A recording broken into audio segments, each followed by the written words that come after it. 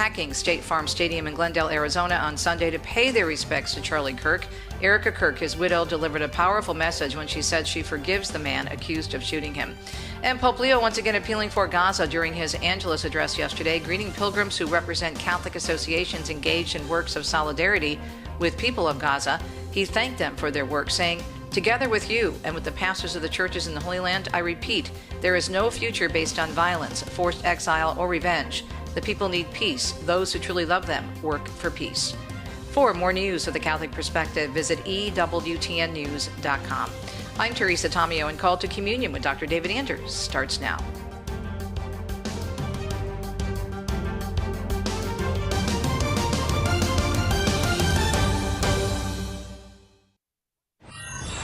What's stopping you from becoming a Catholic?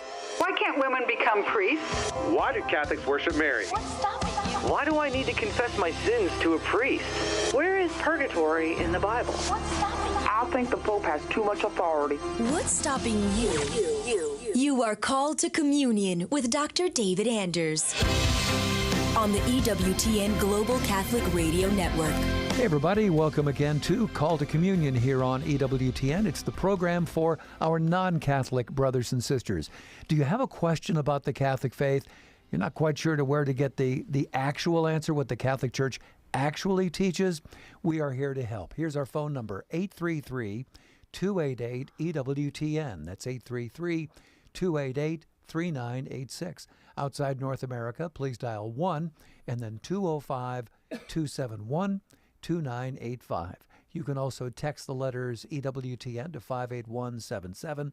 Wait for our response, and then once you get it, text us your first name and your brief question. Message and data rates may apply. Those of you watching us on TV today, you can participate as well. Our email address is ctc@ewtn.com, ctc@ewtn.com. Pedro Quiles, our producer. Matt Kabinski is our phone screener. Rich Jesse handling social media for us. If you'd like to ask a question via YouTube or Facebook, we're streaming on both those platforms right now. Just put your question in the chat screen if you would, please. Rich will see that, send it to us here in Radio Studio 1, and we'll take it from there. I'm Tom Price, along with Dr. David Anders. Tom, how are you today? I am well. How are you, sir? I'm doing all right, thank you. Interesting question here from Roman, who says, at what point does the honoring of Mary go too far? Yeah, thanks. I appreciate the question. So, well, at the point that it went too far, it wouldn't be honoring Mary anymore. No. It would be dishonoring her, Yeah. right? Okay. So sometimes what people ask in what they're thinking of when they ask a question like this is they see Catholics that are just really gaga head over heels in love with the Blessed Virgin Mary, who are extremely demonstrative in their outward displays of devotion and emotion. And to the frozen chosen Presbyterian types that see that, they can, well, that's just over the top. You shouldn't act like that any time ever except at an Alabama football game. Then other than that, it's acceptable. But if it's not SEC football, you can't do that. That would be inappropriate. No. And I think that's the wrong way of looking at this. So look at it this way. How crazy am I allowed to get in devotion to my wife? Right? I mean, I really don't think you want to put a quantitative limit on that. I wouldn't. You don't want to put a quantitative limit on that. And in fact, if I just, came by and gave her a little pat on the back every once in a while and said, "Good job, wife," that would not be appropriate. That would be way underselling the value of my wife. Okay. Yes. Here's where devotion, let's say, for my wife would be inappropriate. Let's say I came in to my wife one day and I said, "Oh, wife, Savior of my soul, creator and sustainer of my very being, I do worship thee and offer you sacrifice. Here I've brought a garlanded bull out from the field, and I shall slaughter it, and we will have a sacrificial meal in your honor, and we will propitiate you in your magnificent deity." Right? That would be very inappropriate, right? Yeah. And that's something that Catholics just don't do when it comes to the Blessed Virgin Mary or any of the saints. You will not find us offering sacrifice to the saints or honoring them as a deity. We don't do that, right?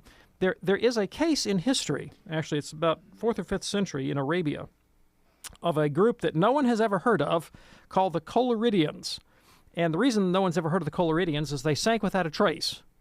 Because what they proposed was worshiping the Blessed Virgin Mary as a goddess and offering sacrifice to her. And the church fathers all said, nix, no way on that one. No, bud, that's heretical. That's pagan. That's polytheistic. We don't go in for that sort of thing. And so the one time I'm aware of in history when someone actually did attempt to worship and offer sacrifice to the Blessed Virgin, it sank without a trace. It got blown up like one of those narco speedboats in the Caribbean. Right? Gone. Okay. And so what you're confused about is you see Catholics that they bring out flowers and they dance and they sing and they write songs and they write poetry and all the kind of things that you wouldn't object to again if they did it, say, at an Alabama football game, or at maybe in respect to their wife. But somehow, to the Blessed Virgin Mary, oh, no, we can't have that. Sorry, that's the wrong way of analyzing this. Sure. All right, and Roman, thanks so much for your question. Here's a quick one now from Tammy. Is it okay to miss Mass if I'm afraid I will contract a virus? Okay, thanks. I appreciate the question. This is nuanced, and it kind of depends on the circumstances. So let's say, are you immunocompromised?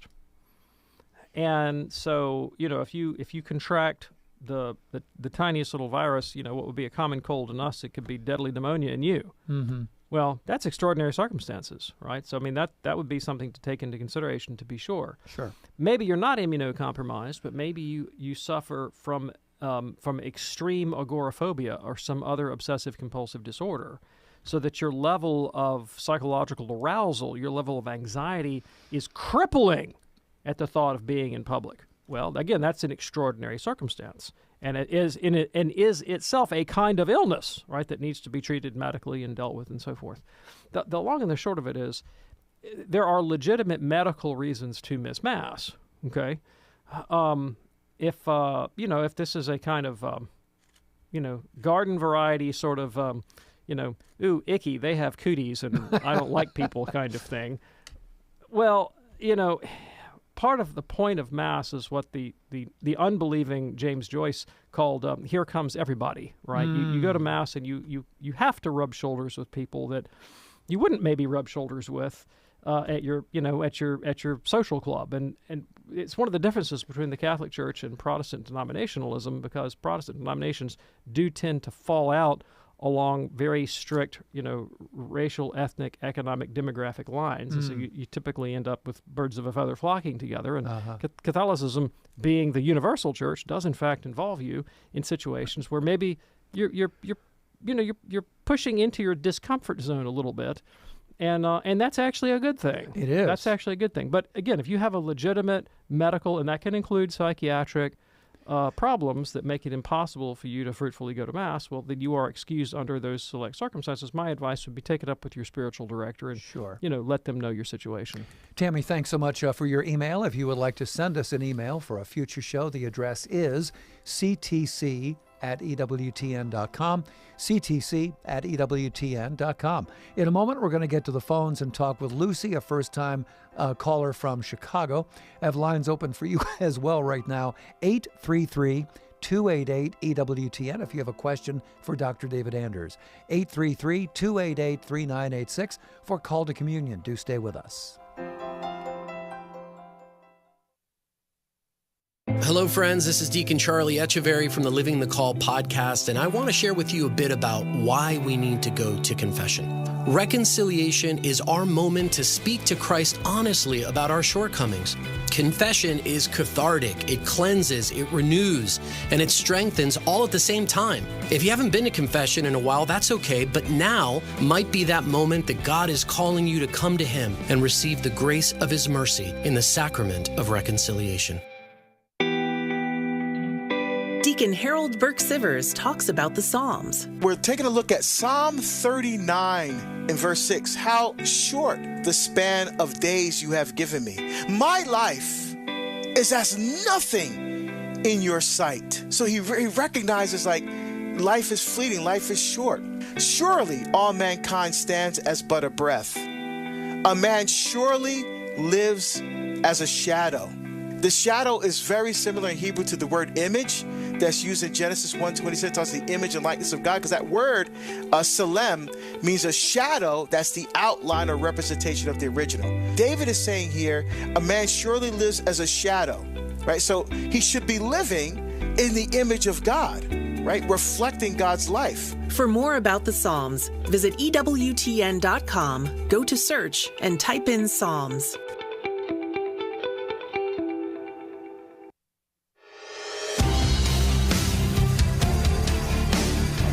It's called a Communion with Dr. David Anders here on EWTN. Our phone number, 833-288-EWTN. That's 833-288-3986. Before we get to the calls, let me tell you about a wonderful ebook now available from EWTN, absolutely free. It's called The 12 Stations of the Most Holy Eucharist. They're designed to deepen the understanding of the Eucharist, which is considered, of course, the source and summit of our Catholic faith. This free ebook is now available for you at EWTN.com/Carlo Acutis. EWTN.com/Carlo Acutis. Do check that out. And if you're ready now, let's go to the phones at 833-288-EWTN. Beginning here with Lucy, a first-time caller from Chicago. And Lucy is listening on the EWTN app. Hey there, Lucy. What's on your mind today? I have a question. I prayed the Rosary for the first time yesterday and just followed a little booklet that I have, but I don't know if I'm praying it the whole way, and I want to know what it has to include. For the mysteries, does it just include the little summary of like the resurrection or the ascension of the Lord, or is there a specific prayer that has to be said with that? Okay, great. I understand the question. Thank you so much, and I'm really glad to hear you praying the Rosary and giving it a shot. And I want to put your mind at ease right now, because in one sense, there's no wrong way to pray the Rosary. You know, I heard a doctor one time talk about the best way to cook vegetables that would preserve the most of their nutrients and all this, and he said, at the end of the day, the best way to cook vegetables is the way that will get you to eat the most of them, right? And the same thing is true of prayer, right? That the best way to pray is the way that gets you to pray, right? Because the point is to bring yourself into the presence of God in your interior life. And in fact, all the great spiritual directors say if you are praying the Rosary and you find yourself caught up in a kind of wordless contemplation of God's majesty, well, better just put the Rosary down and go with that, because that's the goal. It's just the Rosary is a door.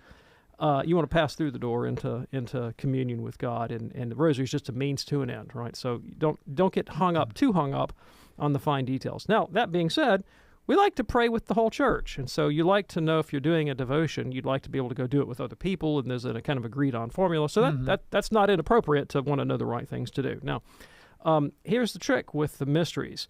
I remember the first time I prayed the Rosary, I had the same thought, and I'm like, I've got to read some big, long meditation on the mystery. I have to have some long discourse on the mystery, and that can be very helpful, and sometimes you'll find people who pray the Rosary or recordings of it where you get these nice reflections on the mysteries. But all you really have to do to get into the spirit of the thing is just state the mystery. All right, first mystery, the resurrection. Off we go, our Father who art in heaven. You know what the resurrection is. You know what the resurrection evokes in you. You don't need me to tell you what it evokes in you. I don't have to read some prayer or some long reflection. If I say resurrection of Jesus, right there, just calling it to mind evokes all of that powerful imagery in your mind that you're trying to identify with. If it helps you to read a meditation, go for it. But all you really have to do is just state it. If you come to EWTN and pray the Rosary with us, that's what we're going to do. We're just going to state the resurrection, the ascension, sending of the Holy Spirit, that sort of thing. And you know what, Lucy, if you would like to check out, for example, YouTube or the EWTN website, you could look up the Rosary with Mother Angelica. You could look up the Rosary with Father Benedict Rochelle. You could look up the Rosary from the Holy Land with Father Mitch Pacwa. There are some wonderful rosaries out there that will help you along till you get it right, or till you learn exactly the way that makes the most sense for you. Thank you so much for your call. That opens up a line for you right now at 833-288-EWTN. That's 833-288-3986. It is Call to Communion with Dr. David Anders here on EWTN. Let's get to this emailed question from David. Can we use Eucharistic miracles as evidence for God's existence for for atheists? Okay, so, all right.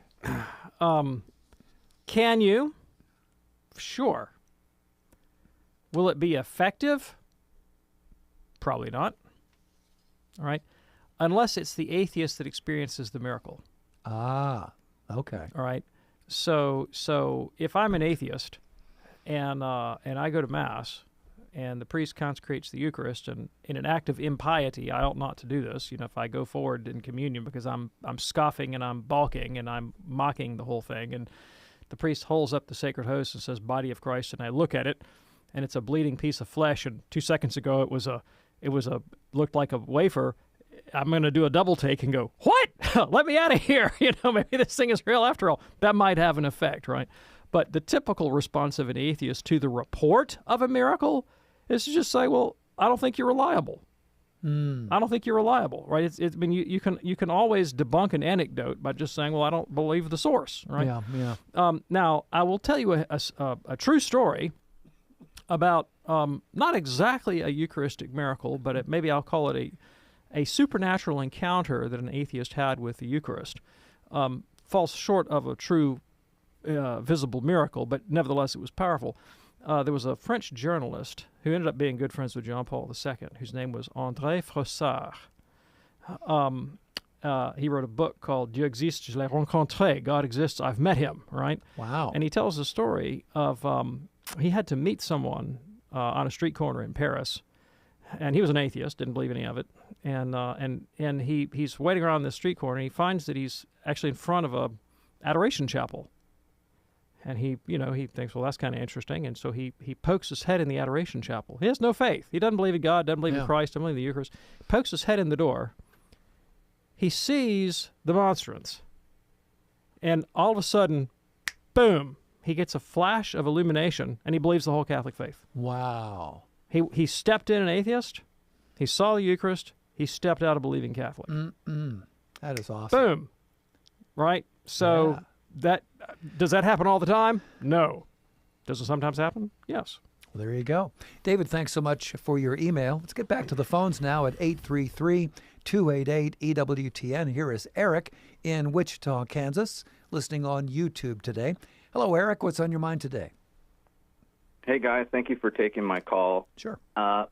Real quickly, Dr. David Anders, am I bound by the Roman Catechism, that is the Catechism of the Council of Trent? And if so, how does that compare to me being bound by the current Catechism of the Catholic Church? Okay, great. Great questions, both. So the Catechism of the Council of Trent, or the Roman Catechism, is an act of the Church's ordinary magisterium, all right? And as such, it's part of the patrimony of the Church's teaching office and teaching tradition. And it's valued, and I think it should be looked at, and it's edifying, and it's instructive. And in some questions, I personally prefer the Roman Catechism to the Catechism on some questions because it goes into more detail, and it was produced by Dominicans, so it has that sort of typical Dominican rigor, and it's not there to be poetic and evocative. It's there to be descriptive and explanatory, Okay. and so I think it's of great value. Okay. And some of the national catechisms that were produced, say, in the 19th century were based on the Roman Catechism. So if you pick up the Baltimore Catechism, for example, which is produced, wait for it, after the Council of Baltimore, right?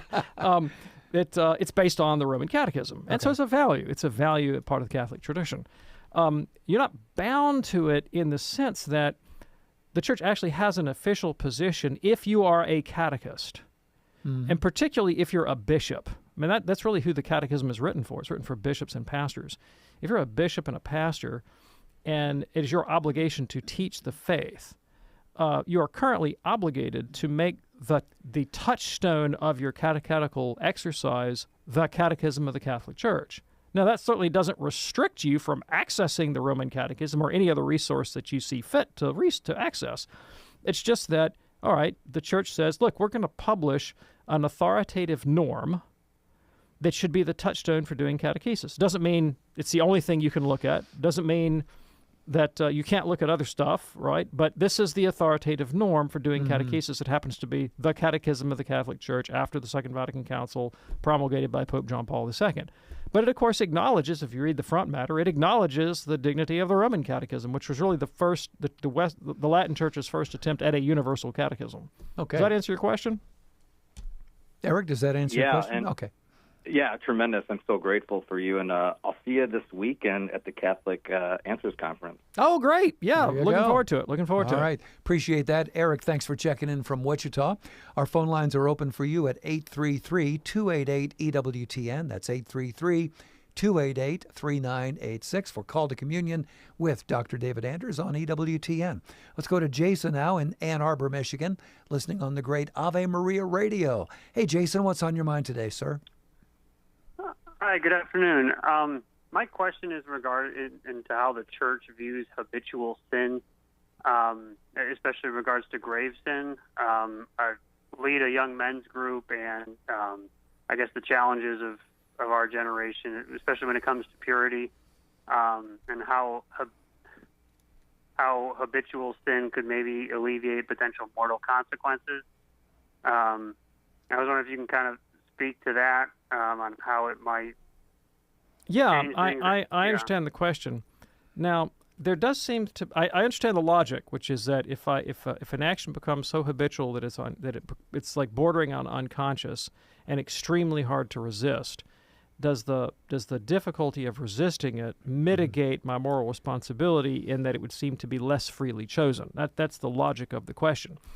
Now, there's something really deeply counterintuitive about thinking, if I sin a lot and hard all the time, somehow I'm better off because I'm not morally responsible. Like, you follow what I'm saying? When you say it that way, yeah. So what I need to do to get into a position of habitual mortal sin is I need to habitually mortally sin, right? And that somehow puts me the question is, does that somehow put me in a position of greater innocence vis-a-vis my relationship to God than someone who is habitually striving for virtue or, in fact, achieving virtue, right? And that does seem to be something a bit odd about putting it that way, you know? So let me reframe, okay? Let me just reframe the whole question and get at this a different angle, okay? All right. The Church talks about the wounds of original sin. We have a wound in our nature, okay? We have a wound in our nature. That makes us prone to sin. The wound is not sin, but makes us prone to sin. Now, if you're like me and you're an idiot at the gym, which I am, right? And I'll go in and I'll be like, my shoulder doesn't feel great today. Maybe I ought to lay off those shoulder presses. Nah, and then I go in and I heavy weight and I walk out 5 minutes later and I'm like, okay, now I have to take off for 6 weeks and I've just thrown my shoulder off, right? You can make a wound worse, right? And habitual sin makes the wound worse. Sure. And so it makes you sicker. It makes you sicker. It definitely doesn't bring you closer to God, right? It takes you further away from the question of human flourishing, all right? If the good for the human person is to live according to the highest parts of our nature, those parts that are capable of entering into relationship with God and the true and the good and the beautiful and our neighbor, and I'm taking myself farther and farther away from that goal, that's a bad thing. That's a bad thing. Okay. Now, when you talk about culpability, right? Now you're really dealing with the question of, okay, I'm looking at God, and is God going to judge me on the last day? What is He going to do with me, right? And so I've got this motive of fear in my life. Okay, and that's definitely part of the tradition. But remember that Christ, with the most wounded people, also expressed the most mercy, right? That mercy is that judgment is always tempered by mercy in the gospel. And so naturally, when we see a person who, is just bound by habitual sin and vice, like on the one hand, their life is pitiable, and we want to help them because they're wounded and they're not flourishing. But at the same time, we pity them, we love them, we want to help them. We say, this person is suffering. There, but for the grace of God, go I. Take the log out of my own eye. Don't be judgmental of my neighbor. I mean, all those things come into play. And so we should have an attitude of great generosity. And I think that the sinner should be somewhat generous with themselves, though they're not to excuse their bad behavior, right? And not live constantly under guilt and shame, and the confessional is there for that. I think that it's unlikely, this is my own personal opinion, that in any sin, no matter how habitual, that you could say that the habit had developed to the point where there was absolutely no power of deliberation left. I think at that point you wouldn't be dealing with a rational person; you'd be dealing with maybe insanity, right?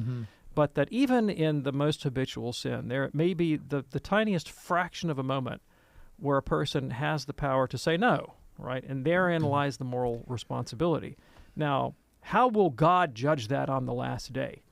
Well, God only knows, right? What we need to do is we need to tend to the patient. And the patient here is someone who's deeply wounded and suffering and far from human flourishing, and we want to help them, and with compassion. Sure, absolutely. Jason, is that helpful for you, sir? Yes, thank you. All right. Thank you so much for your call. We are just about at the halfway point here, which means there is still time for your phone call. 833-288-EWTN. If you have a question for Dr. David Anders, maybe you'd like to explain to us what is stopping you from becoming a Catholic. In any event, 833-288-3986. Outside North America, please dial 1 and then 205-271-2985. And, of course, you can also text the letters EWTN to 58177, or you could send us an email, ctc@ewtn.com, ctc@ewtn.com. You know, I want to follow up with one thing on that last call. Oh, really? Okay, yeah, but I don't have time because here comes the music. We'll After the break. After the break it is. Yeah. All right. Stay with us. Lots more straight ahead here on this edition of Call to Communion with Dr. David Anders on EWTN. Stay with us.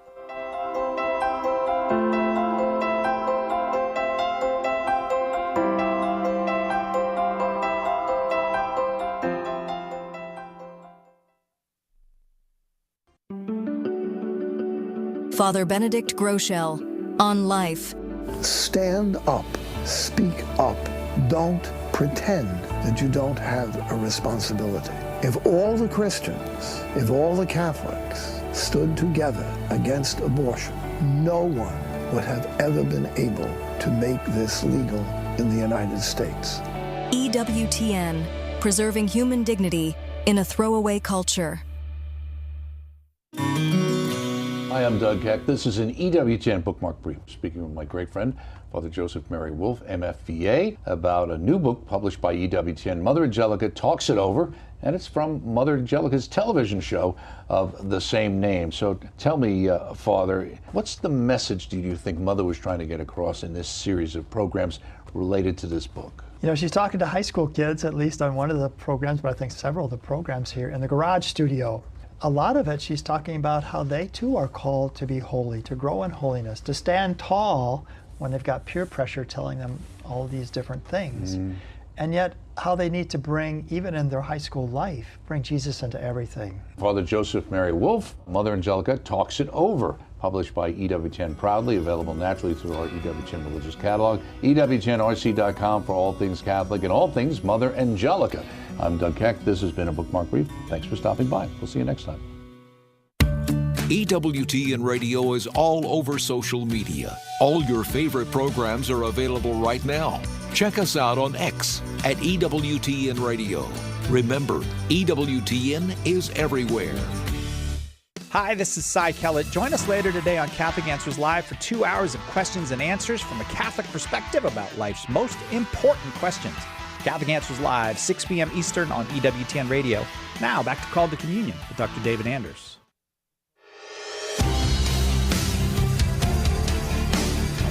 It's Called to Communion with Dr. David Anders here on EWTN. Glad you're with us. There's still time for your phone call at 833-288-EWTN. That's 833-288-3986.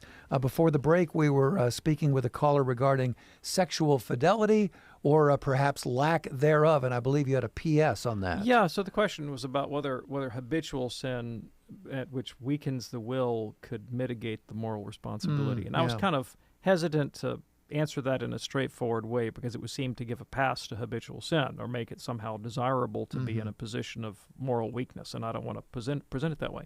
But I do want to come in and address one other issue with respect to the question of guilt and shame the fear of God's judgment, and that's what the concern about culpability really evokes, I think. And that is that for a lot of people who are involved in habitual faults, particularly addictions, whether they be sex addiction or drug addiction or alcohol addiction or what have you, they have acquired these things when they are young. I mean, not always. There are people that take up these habits in adulthood, but very often they acquire them when they're young. And there is a profile of the kind of person who is likely to become an addict.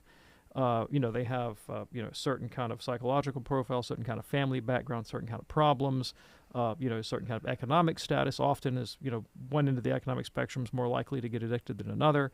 They can have a particular genetic propensity. All these factors can play a role, none of which are voluntary.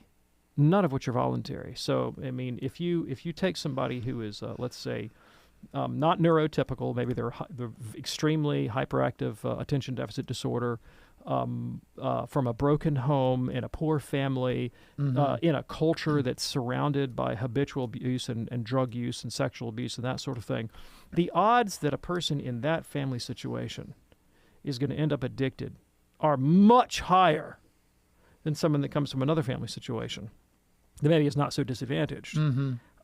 And those factors are not voluntary. They're not voluntary at all. And so they are morally irrelevant to the person who's suffering from the addiction, right? And I think reasonably, we'd have to conclude, would be mitigating factors with respect to the question of culpability. Okay. And, to put it like really, really bluntly, take somebody like that and compare them to, say, a seasoned Catholic priest who's been in ministry successfully and virtuously for 40 years, who one day says, you know what, I think I'll just take up the habit of cocaine, right? I mean, like, almost unthinkable, right? Almost unthinkable, right? Yeah. Clearly, the moral status of those two individuals is radically different. There's no one could deny that. Thanks for your further amplification on that. Do appreciate that. It's always a kick when we talk about adding a brand new member of the EWTN radio family. Well, this week, guess what? Not one, not two, not three, but 4 new members of the EWTN radio family. We want to welcome Light of Jesus 98.9. They are in Manhattan, Kansas. Red Sea Radio, adding to their great family there, 91.9 in Hallettsville, Texas. That's in the Diocese of Victoria. Also Catholic Spirit Radio, 90.5 in Charleston, Illinois, home of Eastern Illinois University, and 94.5 FM in Rockford, Illinois. Welcome to the family from all of us here at EWTN. How about that? 4 new members of the family. I am so excited about that. Absolutely. I love that. Absolutely. Let's go to Josh now, listening in Eugene, Oregon, on one of our very first affiliates, Modern Day Radio. Josh, what's on your mind today, sir? Hi, thank you for taking my call.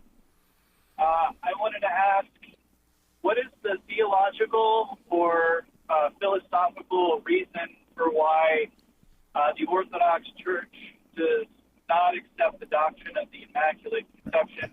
I know it has something to do with how original sin is transferred, but I was wondering if you could speak a little bit more on that. Yeah, sure. I think there's several reasons why the doctrine of the Immaculate Conception has not taken hold in Eastern Orthodoxy.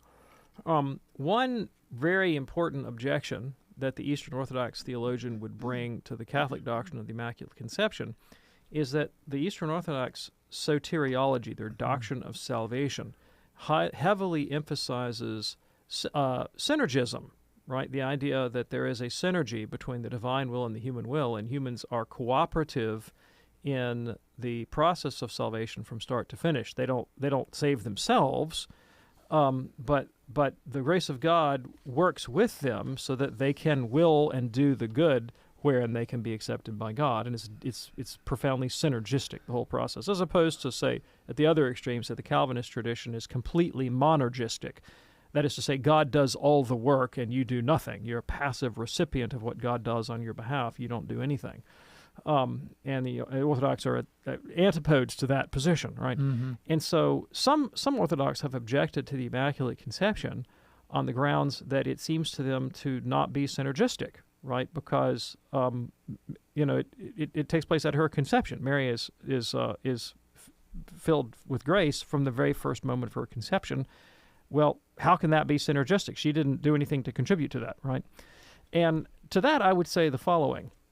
I think if that's your objection to the Immaculate Conception, I don't think you maybe quite understand or appreciate how Catholics think that grace works, right? The Orthodox generally accept the evils of Pelagianism, right, that we can't earn our own salvation, that we do need grace to be saved. Mm-hmm. And the Council of Orange also condemned semi-Pelagianism, which is the idea that I essentially earn God's first gift of grace to me, that if I can put myself in a situation where God is kind of compelled to give me grace.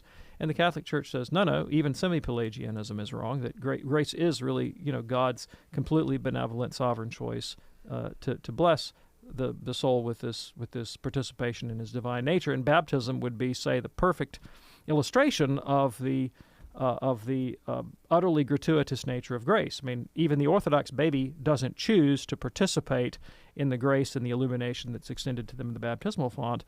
And yet, what grace does is precisely empower my synergistic cooperation, right? I mean, Augustine would put it this way, and Orthodox are of two minds on Augustine. Sometimes they like him, sometimes they don't. But Augustine would say that without grace, I cannot but sin. I must sin, right?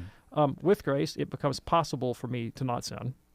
And in glory, it becomes impossible for me to sin, right? I get it. And his conception of freedom is that, earlier in the show, we were talking about people that are bound in things like addictions, who seem to be incapable of doing anything other than sinning, anything but sinning, and they're not free. I mean, they're miserable, like in a horrible situation when they are bound by their addiction, and it sort of keeps them zeroed in on this very constrained view of life and experience and shuts them off to love and other people and so forth.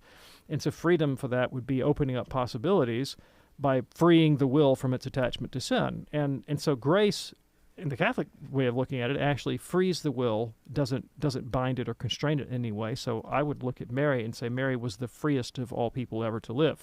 She was more synergistic in her cooperation with God's grace than any creature has been or could be, right? Another objection the Orthodox bring to the doctrine of the Immaculate Conception is the concept of original sin, and so they do think that we're wounded in Adam, but they don't like the idea of this transmission of original guilt. And to be fair, that's really not the way the Catholic Church holds the doctrine. That is the way that Calvinists hold it. They do think that original sin is transferred culpability. The Catholic Church teaches that original sin is not actual sin, that it's sin only by analogy, and that it's not imputable, right? It does create in us a wound that is a tendency to sin, but it's not itself imputable unless acted upon. And then another objection to the Immaculate Conception on the part of the Orthodox would be that this is a Latin doctrine. This is a Latin doctrine. Oh, okay. Since it's not universal in the East, Mm-hmm. then it can't be Catholic in the small c sense of the word because it's Latin. And to make matters worse, it was infallibly proclaimed by a pope, and that just really, sticks in their craw. They really don't like it when popes stand up and unilaterally make infallible pronouncements for obvious reasons, because their ecclesiology privileges the ecumenical council, not the Holy Father. And so, for all those reasons, they get kind of bent out of shape about the Immaculate Conception. There you go, Josh. Appreciate your call today from Eugene, Oregon. Call to communion here on EWTN. Let's go to Pam now. She's a first-time caller from Georgia, listening on Sirius XM Channel 130. Hello, Pam. What's on your mind today? Hi. Thank you for taking my call. I have two questions. One, I'm just really having a hard time with indulgences, why they're necessary, if there's any biblical basis for them. And I'm also concerned about the present Pope. So I'm not a Catholic yet. I was in OCIA. I was very hopeful that after Pope Francis passed away that we would have what I would call left-leaning Pope. But due to some events earlier this month at the Vatican, it doesn't seem like that is the case. So I'm just very concerned to come under the authority of someone who I don't feel is necessarily aligned biblically with some causes and stances. So it's really, I'm sorry, my call really is twofold. They're two very separate issues. But no, that's great. I'd love to speak to both of them. Which one would you like me to address first? Either one, it's fine. Whatever you prefer. Let's take indulgences, and since that's the first one you mentioned. So, as to whether or not there's a biblical basis for indulgences, you can't separate indulgences from the concept of penance. Penance and indulgences are deeply linked, together with the idea of the communion of saints. You bring those three ideas together to get a full picture. So first I have to talk about penance before I can talk about indulgences. And penance is the idea that once I've been reconciled to God, so it takes place after I'm reconciled to God. One does not do penance to earn God's reconciliation. No. One does penance after one is reconciled to God. That after one's reconciled to God, that in justice I should make some kind of a stab at rectifying the disorder that my sin brought into the world. And in human terms, this makes perfect sense to any parent, right? Because you have a child, your child does something wrong, let's say my favorite illustration, I've used this 10,000 times, I'll use it again. You tell the kid, do not throw the baseball in the den. Kid throws the baseball in the den, of course, breaks the window, glass goes everywhere. Kid comes to you, lower lip trembling, and says, are you going to throw me out on my heels? Am I done? Am I disinherited? Am I no longer your son? And you say, no. I forgive you. I love you. I extend my forgiveness to you unconditionally. Our relationship is restored, right? You haven't earned my forgiveness. I forgive you gratis because I care about you and I love you and I want the best for you and I want to be in a relationship with you. So we're good. We're all good. I'm not throwing you out. We're all good. What does the parent do next? Hands the kid the dustpan and the broom. Is that so the kid can earn the father's forgiveness? Absolutely not. Why does the father hand the dustpan and the broom? Is it because the kid will do a better job cleaning up the glass? Hardly likely. Hardly likely. It's because the father knows that is in the best interest of the son to give him an opportunity to make some attempt, it won't be adequate, some kind of attempt of amends for the disorder. It's not the disobedience that's being amended here. It's the disorder that he brought into the world through the breaking of the glass. And in justice, the right thing to do is try to make some kind of attempt to clean it up. That's penance. And penance is absolutely in the Bible. Two passages that I love are 2 Samuel 12 and 2 Samuel 24, both cases where King David does something he's been explicitly told not to do by God. A prophet comes and confronts David, and David says, oops, I did it again. I'm sorry. And forgiveness is extended. And then God demands a penance. And David actually understands this. When somebody tries to get him out of it, he says, no, I refuse to offer the Lord a sacrifice that costs me nothing. I'm going to do this thing right. I'm going to do this right, Good examples of penance in sacred scripture, okay? Now, where indulgences come in, let's go back to the kid with the baseball. He's sitting there sniveling away, trying to sweep up the glass, and he's making a lousy job of it. And the father's in the other room, reading his newspaper, waiting for the kid to be done. And along comes older brother who's done nothing wrong. And older brother tells younger brother, hey, bud, I'll help you with the glass. And dad doesn't object. So older brother helps younger brother clean up the glass. And the two of them get it all cleaned up, fetch the baseball out of the bushes and then go out and start playing together. Okay. In this illustration, what the younger brother has been gifted with is an indulgence, right? The merit of the older brother coming to help him complete the temporal punishment due to sin. That's what an indulgence is. In the church's history, indulgences were a product of the faithful's imagination, not an imposition from the church hierarchy. You can read about the history of indulgences in the letters of St. Cyprian of Carthage. When people were subjected to penance by the church, they would occasionally go to the confessors in prison who were suffering for their witness for the Christian faith and ask them to write writs of indulgence so that the bishop might lessen their penance on behalf, for the sake of this other Christian that was suffering vicariously on their behalf. And the bishops said eventually, well, yeah, we'll do that. That's fine. We accept the logic because it's so biblical. Do you remember when God says to Abraham, for the sake of the 10, I will not destroy the whole city? The idea that the righteousness of the few can come to bear on the question of the status of the many and their relationship with God. This is a very deeply biblical principle. It's not only Christ is the supreme sacrifice, of course, without which there's no salvation, but that nature of vicarious self-offering is not limited to Christ in the Bible. There are plenty of other characters in sacred Scripture who do that. Moses pleads with God. God says, "Out of the way, Moses, I'm wiping out Israel." God says, Moses says, "Don't do that. Don't do that for Abraham's sake, for Isaac's sake, for my sake. Don't wipe out all Israel." And God says, okay, Moses, for your sake, I won't wipe out all Israel. Same principle, right? And again, that's the historical origin within the church. Can indulgences be abused? Yes, but here's the dirty little secret on religion. You cannot find any doctrine or practice of the Christian faith or any other religion that is not capable of being abused. You can take the idea of the fatherhood of God and turn it into a horrific tyranny. There's nothing about the Christian faith that can't be subject to abuse. Have indulgences been abused? Yes. Does that mean they can never be used profitably for the spiritual welfare of the people? Does not mean that. And I'm a Protestant convert to Catholicism.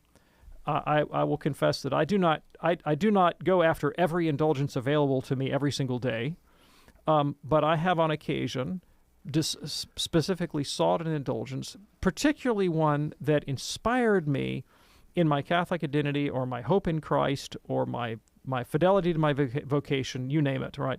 And one in particular, I remember Pope Benedict issued a plenary indulgence for those that would pray and recite the creed at the place of their baptism. And he's thinking, of course, that baptism is your entry into the church, and so you profess the faith with the whole church, and it really would help you kind of internalize your sense of being a believing Catholic. And I said, I'm getting me that one, because the place of my baptism was a non-Catholic church. Oh, yeah. And so it was filled with significance for me to go back there and think, this is the day I became a Catholic, though I didn't know it. And the technical language is I didn't convert to Catholicism, I entered into full communion. And so the indulgence evoked in me a real sense of my Catholic identity and my identity with the church in baptism, and the joy and gratitude I had of my trajectory into the Catholicism. All that was evoked for me by this indulgence, right? So it was a useful spiritual exercise that the Pope offered me, with a motive, of course, of the help of the saints in my spiritual life. And so it was an edifying event in my life. And I have had several other instances in my life where some specific indulgence has, far from being an occasion of superstition in me, was something that inspired me in an act of holiness. And I remember once I had a really good friend whose father died. And I happened to be on pilgrimage in Assisi in Italy at the time. And there was a plenary indulgence that was offered for those that would perform a particular devotion at one of those sites associated with St. Francis. And I said, I'm going to obtain this plenary indulgence on behalf of the soul of my friend's father. And I did, and I told him about it, and he never, 10 years later, he's like, that meant so much to me. Wow. That meant so much to me. So again, it was something that was a deeply edifying thing in our lives that helped us bond together in our Catholic faith and deepen our hope and our joy and expectation in his father's holy life. I mean, it was a uniformly good thing, is my point. Okay. Now let's see. On to the next question. Some pope says something that one doesn't like. Some pope advocates a policy that one doesn't like. And I know you spoke about the contemporary reigning Holy Father. You mentioned the last pope. But I'm going to answer the question because this is a perennial problem. It's not just something that one would confront with one particular pope. One always is under the possibility of having a pope with whom one personally disagrees. So what does a Catholic do when there's a reigning Holy Father with whom one disagrees? Okay. So I'm going to take an example from from a doctor of the church and a saint and the most prominent, or soon-to-be doctor, prominent Catholic theologians of the last 200 years, John Henry Cardinal Newman. Okay. To put it mildly, John Henry Cardinal Newman could not stand the sight of Pius IX. Wow. He could not stand the sight of the man. And Pius IX had a long life, which John Henry Cardinal Newman deeply regretted. Okay, and he was not sorry to see him go, and he thought that the man was autocratic and bordering on tyrannical in his public actions. Now, am I concurring in John Henry Newman's judgment? I am not. I am just reporting what his sentiments were. Okay, and Pius IX was instrumental in maneuvering the First Vatican Council to pronounce the dogma of papal infallibility. And Newman had a very nuanced position on that. He thought, as a Catholic, I confess that the dogma is true. As a man of prudence, I think it was wrong to articulate it. And so he took a position called inopportunism, where he thought there are some true things you don't need to say. There are good reasons not to answer truthfully when your great aunt asks you what you think of her new hat, right? I mean, you don't have to say every true thing, and he thought there were a lot of prudent reasons why it would have been better to refrain, although he was bound by the definition as a Catholic, which he confessed. Mm-hmm. There are other things the Pope did that were not infallible pronouncements that John Henry Cardinal Newman thought were just nuts, and he wasn't afraid to say so, right?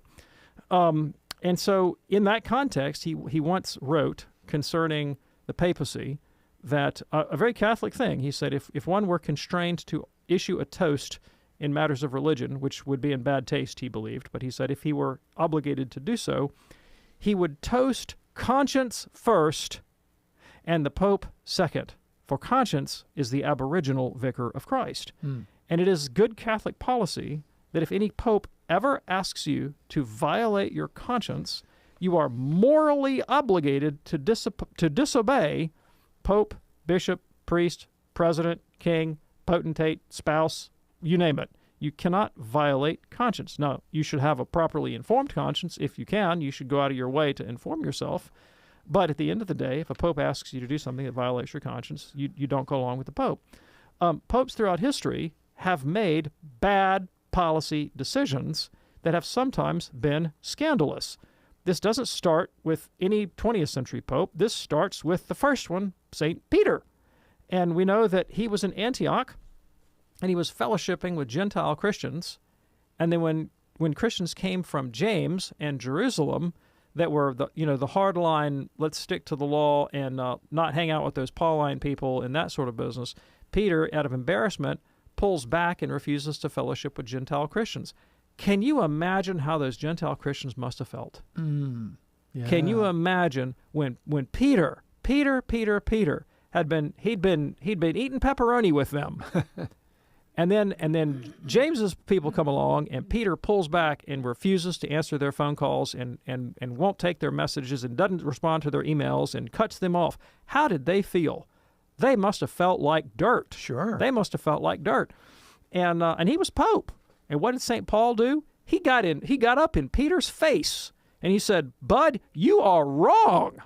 You are wrong." And I think, Peter learned his lesson and he came around, right? That was a bad policy move that Peter made, right? Paul did not say, "You're not Peter. You're not the Pope. You're not the Bishop of Antioch. You're not an apostle." He said, "You're wrong." Yeah, sure did. Appreciate that, and thanks so much for your call, Pam. We have just enough time to get to 9-year-old Carter listening to us in El Centro, California on the great JP2 radio. Hey, Carter, what's on your mind today, young man? I'm a girl, and hi, I was wondering, I was at a funeral a few days ago, and a Protestant minister said, he read from the Bible, and he said half-brother of Jesus. And from what I know, I thought that Jesus had no brothers, so I was wondering if he actually had half-brothers. Yes, thank you so much. So the Bible refers to several people as Jesus' brothers. Now, that could mean one of two things. It either means that St. Joseph had children from a previous marriage. So some people think that Mary was Joseph's second wife, that his first wife died, and that Joseph had children from a previous marriage who would have been Jesus' stepbrothers. Okay. All right, that's one possibility. Yeah. The other possibility is that they were his cousins, and the word brother is used in a loose sense. Like if you say, "Hey, brother, how you doing today?" Right? So it's family member rather than biological sibling. So there are people in Scripture called his brothers. The question is, what is the exact nature of that relationship, and there's different points of view about that. I'm so glad we could get Carter in today. Me too. Yeah, well, thank you, brother. I appreciate that from you. Yo, bro, thank you. Thanks, Carter. We could not get to Fred in Texas.